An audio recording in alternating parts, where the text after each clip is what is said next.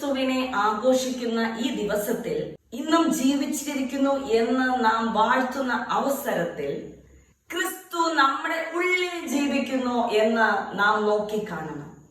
ക്രിസ്തു നമ്മുടെ ഉള്ളിൽ ജീവിക്കണമെങ്കിൽ ഹാനോക്ക് ദൈവത്തോട് കൂടെ നടക്കുവാനായിട്ട് ആഗ്രഹിച്ചതുപോലെ നമ്മോടൊപ്പവും നമ്മുടെ കൂടെ നമ്മുടെ ഉള്ളിൽ നമ്മുടെ ശരീരത്തിൽ ക്രിസ്തു ജീവിക്കുവാൻ, നമ്മോടൊപ്പം ക്രിസ്തു ആയിരിക്കാൻ, എപ്പോഴും ക്രിസ്തു നമ്മൾ ജീവിക്കുവാനായിട്ട്, നമ്മോട് കൂടെ ഇരിപ്പാനായിട്ട് നാം ആഗ്രഹിക്കണം.